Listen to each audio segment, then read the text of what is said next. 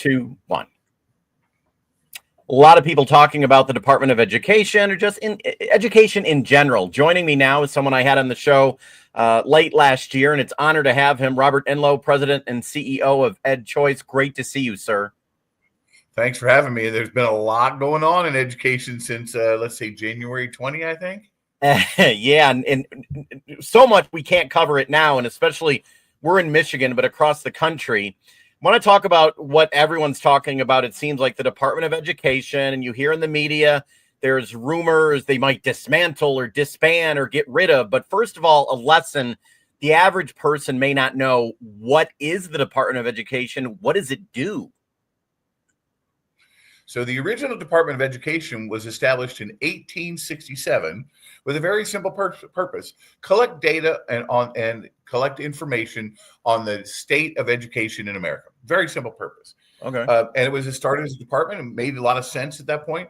It was quickly demoted from a position of a department to lower than that because of, and you'll get a great history here, people were concerned that the federal government might be too intrusive into state and local education issues.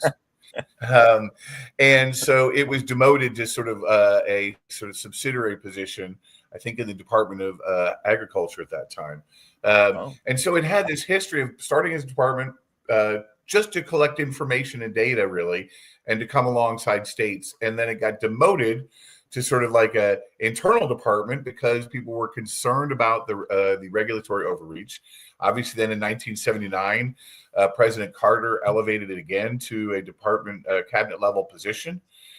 And since then, guess what? The same fears have come true. This is the reason why President Trump is very concerned that the department as a cabinet level position has been overreaching, has been spending too much money and not being accountable for results. And so the first thing I would say after the history of this is people should take President Trump seriously when he talks about dismantling, if at all possible, the state, the Department of Education and what it's doing to our country. So they should take him seriously about that. It's something I said back in December, I think, with you, and it's something I continue to believe. So just a quick history lesson. It's been around for a long time. It was supposed to collect information, on our nation's report card, as it were. That's how we get that sort of the state of our nation and the information. And it sort of has really grown back to being a behemoth of over expenditure and over regulation. Well, I want to ask you something that I hear often from people, and I work at the Mackinac Center doing their social media. I do my own thing. I walk out and about in the street and I talk to people, and some people who may not understand, they ask me, or they say they're worried, they're scared if it was to be dismantled or cut up a little bit, will they lose funding for their special needs child or this education program at a Michigan school or an Indiana school? People are really concerned and worried because some of the headlines you see on CNN or on the AP are like, it's just going to slash funding and hurt children and parents. What do you say to those people? Well, how do you respond? Yeah, that's a great question. As a parent of a special needs child myself, that's something that would concern me. Yeah. But the reality is the Department of Education and the president can't get rid of special ed funding, right? It can change how it flows. It can change where it goes. But special ed comes through the IDEA legislation, and it's part of that conversation. So he can, people should rest a little easy and let the process work, and remember also that the federal government expenditure is only 10 cents on the dollar. Right. So now that doesn't matter for kids who have special needs or for Title I. The real question here is, how do we allocate these funds? The administration in their executive order has made it super clear that they want the federal government to allocate these funds to families. Right. They want the families to get the benefits of these programs. So, for example, in a state like Indiana, where we have an ESA program for special needs kids, right, you can take your kid and customize education. Why should the federal money not be able to go directly onto that ESA account? Why should it go through a public school district that has been failing to educate that child for years? Why can't it just be given directly to the parent? The same thing could be true for Title I. What about low-income families who receive scholarship programs, right? Why can't the federal money for Title I just literally be given to the school that they attend on purpose? right? Rather than going through the district, right? So the EO, the executive order that the administration is looking at, is trying to make sure that it becomes choice-friendly expenditures. So Nice. people who are worried about it should actually be excited about it in some ways, because that means they might have much more direct access and control over the dollars they get for their kids. So would those decisions and that funding go back in the hands of the state? So they would block. So a lot of these things are formula funded. They have these crazy formulas like for Title I and for. So what would happen is the federal government say, let's block grant them, and we want you to block grant them to states and then direct states to give them directly to families if they're school choice programs. Oh, right. So we wouldn't have to wait. So in Michigan, we wouldn't have to have lawmakers or Governor Whitmer get involved. It could automatically then go to the parents or the children. Correct. Look, the president in his current iteration of executive orders on the Department of Education is doing a great job of what I think balancing the appropriate role of the federal government in education, which is get data, help come alongside states, with understanding that this education is primarily a state role.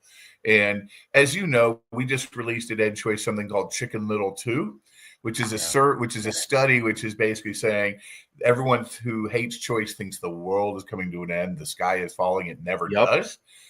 And the same thing when you hear about what people are saying against the Department of Education. We have to have an honest conversation here in this country about how we spend funding. So I'm sure you know this, but the COVID money for education was $193 billion dropped on school districts, right? Yep. We have very little clue about how that money was spent and whether it was spent wisely. We know that we've dramatically increased expenditures for K-12 education at the federal level through the $193 billion, and yet our NAEP scores are awful. They're worse. I mean, you might want to ask yourself what's going on.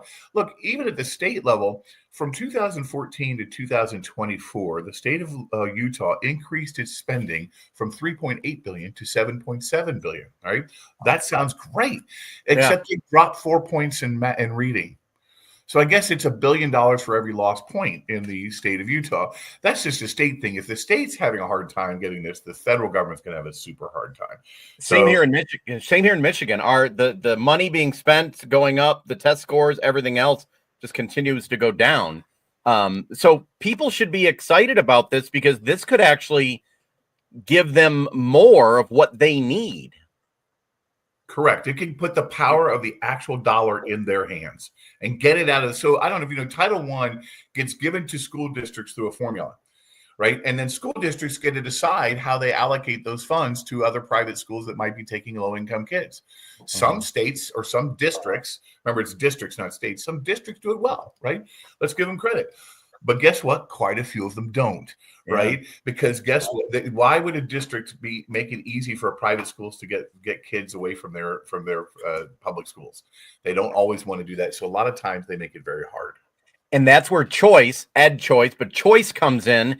Like Florida, I think Florida, even Indiana, right? An example, and I tell people about Florida. I've interviewed several people. It seems like their test scores, things have gone up. There's a choice, right? Yes. In a states with robust choice, like you want kids to get in where you fit in, like places like Indiana, Florida, and Arizona.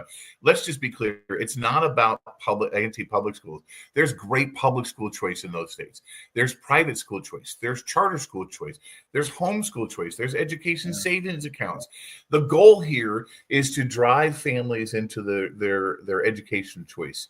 In Florida, when we started tracking data in 2001, I think it was 81% of the families, 82% of the families in Florida went to their assigned public school. Today, it's only 51.8%. Wow. Right. And so families are voting with their feet to try new options. And the federal government is coming alongside parents and saying, let's help them do that and give them access and empower them with more choices. And that's why I think the EO and the administration's on the right track. And you would think, like free market, it would make all the schools competitive because they all want to, you would think, step up their game then. That's right. You know, shockingly, when you give competition, things get better, right? Look, one of the most interesting bits of data about school choice, and that no serious researcher goes against, even those who hate school choice, is that the evidence is crystal clear. When you create a school choice program, public schools test scores improve faster. Yeah. right? And that's called the competitive effects. And those studies are really clear in states that have been studied. Public schools with choice programs, their schools do better faster on test scores. This is good. The federal government is realizing that because they want to have a productive role and empower parents. And that's why it's great for groups like yours. I want to put your website on the screen. I'm going to put the link you mentioned to the study that you mentioned, but also your website as well. It's very easy, edchoice.org. And if anyone is brand new or wants to know more about school choice, it looks like you have a button right here, just school choice. Yeah, just school choice. Come out. I mean, this I love this. Who's afraid of school choice? It's crazy rhetoric that opponents of school choice say, and it's been saying the same thing for 28 years now, ever since we started. One of my things says, they're going to decapitate public education. You might as well just say what you mean. And I'm like, part of me is like, well, we're not Freddy Krueger here. We're trying to make sure kids get a chance at an education that works best for them. Right. So this is what the federal government is trying to do. If you just look at our NAEP results here, the Department of Education spent billions and billions of dollars, and the results seem to not be getting to where we need them to be. So that's our goal. Well, hopefully the word will spread here in Michigan. It seems to be a little slower, but parents, even you're doing a better job in Indiana, I believe, from what I hear. We are, but there's positive stuff, Dave.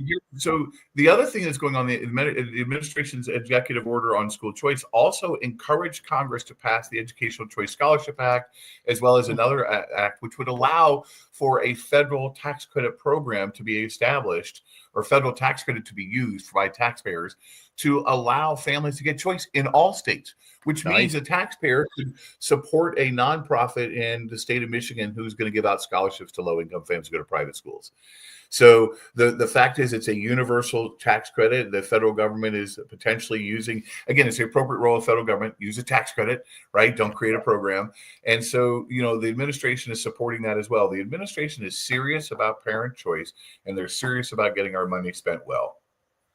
Well, this is good. Maybe this is what it needs to kickstart Michigan, the lawmakers, those running for governor in a year. Actually, they're announcing now, because we're seeing the results other places. And I know the teachers unions may not like it, but it should be about what's best for the kids. And that's all people want, I would hope.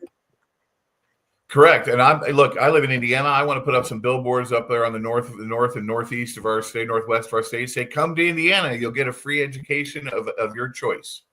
Well, you're getting a lot. Michigan is losing a lot, so we need to do something. So once again, website, edchoice.org. I'll put a link in the comments below. I appreciate you taking the time, and I think you've really quelled the fears of a lot of people who don't understand, because a lot of people have been wanting me to put this out there because they just didn't understand. And this makes sense. This isn't scare tactics. I see a lot of that in the media. I used to work in the media. I see scare tactic headlines, and I don't think that's fair. I don't think so. It's not. And look, as taxpayers and as citizens and as parents, we want to have the most power over the money we have, right? And that's what I think this administration is trying to do, and to hold the Department of Education accountable for the results it should be getting. Again, during COVID, they spent $193 billion, right? And that's on top of the $700+ billion they already spend totally on K-12 education in America. So you're looking at upwards of $1 trillion, and that's just not getting the results we need. And, we have seen test scores get worse. We have seen kids not perform as well. And so my argument is very simple. Let's make sure that we have all the choices so we can improve the whole system. I would think everyone would agree. Thank you so much for taking the time. Hey, Dave, thanks for having me. I really appreciate it. Good to see you.